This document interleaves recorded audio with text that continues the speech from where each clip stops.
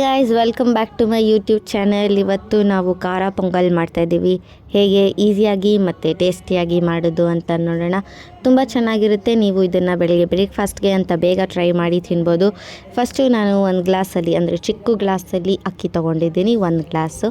ಅದರಲ್ಲೇ 3/4 ಗ್ಲಾಸ್ ಹೆಸರುಬೇಳೆ ಹಾಕ್ಕೊಳ್ತಾ ಇದ್ದೀನಿ. ಇವಾಗ ಇದನ್ನು ತೊಳಿಬೇಕು. ತೊಳ್ಕೊಂಡಾದಮೇಲೆ ನಾವು ಕುಕ್ಕರಲ್ಲಿ ಒಂದು ಸ್ವಲ್ಪ ಎಣ್ಣೆ ಹಾಕ್ಕೊಳ್ಳೋಣ. ಅದಕ್ಕೆ ನಾನು ತುಪ್ಪ ಹಾಕ್ಕೊಳ್ತಾ ಇದ್ದೀನಿ. 1-2 ಸ್ಪೂನ್ ಹಾಕ್ಕೊಳ್ಳೋಣ, ತುಪ್ಪ ಸಾಕು.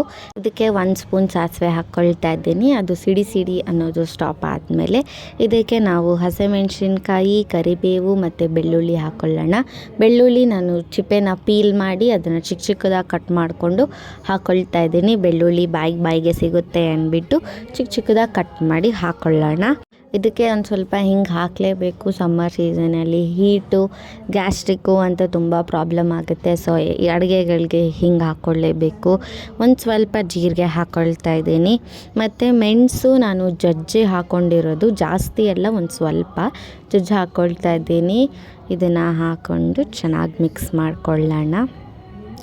ಇದು ಮಿಕ್ಸ್ ಮಾಡ್ಕೊಂಡ್ಮೇಲೆ ನಾವು ಅಕ್ಕಿ ಮತ್ತು ಹೆಸ್ರುಬೇಳೆ ತೊಳೆದಿಟ್ಕೊಂಡಿದ್ವಲ್ವ, ಅದನ್ನು ಹಾಕ್ಕೊಳ್ಳೋಣ. ಹಾಕ್ಕೊಂಡ್ಮೇಲೆ ನಾವು ಅಕ್ಕಿ ಮತ್ತು ತೊಗರಿಬೇಳೆ ಯಾವ ಗ್ಲಾಸಲ್ಲಿ ಹಾಕ್ಕೊಂಡಿದ್ವೋ ಅದೇ ಗ್ಲಾಸಲ್ಲಿ ನೀವು 5 ಗ್ಲಾಸ್ ನೀರು ಹಾಕ್ಕೊಳ್ಳಿ.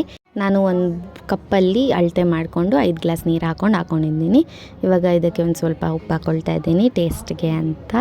ಕೊತ್ತಂಬರಿ ಸೊಪ್ಪು ಹಾಕ್ಕೊಂಡು ಇದಕ್ಕೆ ಕುಕ್ಕರ್ ಮುಚ್ಚಳ ಹಾಕಿ 3 ವಿಸಿಲ್ ಕೂಗಿಸ್ಕೊಳ್ಬೇಕು. 3 ವಿಸಿಲ್ ಆದಮೇಲೆ ನೋಡಿ, ಇದು ಫುಲ್ ರೆಡಿ ಆಗಿದೆ. ತುಂಬ ಚೆನ್ನಾಗಿ ಕೂಡ ರೆಡಿ ಆಗಿದೆ.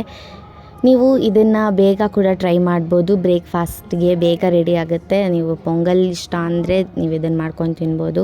ತುಪ್ಪ ಹಾಕ್ಕೊಳ್ತಾ ಇದ್ದೀನಿ. ಅದ್ರ ಮೇಲೆ ಒಂದು ಸ್ವಲ್ಪ ರೆಡಿ ಆಗಿದೆ ಖಾರ ಪೊಂಗಲ್. ತುಂಬ ಚೆನ್ನಾಗಿರುತ್ತೆ. ನಿಮಗೆ ಈ ಪೊಂಗಲ್ ರೆಸಿಪಿ ಇಷ್ಟ ಆಗಿದ್ದರೆ ಲೈಕ್ ಮಾಡಿ, ಶೇರ್ ಮಾಡಿ, ಹಾಗೆ ಸಬ್ಸ್ಕ್ರೈಬ್ ಕೂಡ ಮಾಡಿ. ಹಾಗೆ ಬೆಲ್ ಐಕಾನ್ನ ಕ್ಲಿಕ್ ಮಾಡೋದನ್ನು ಮರಿಬೇಡಿ. Thank you.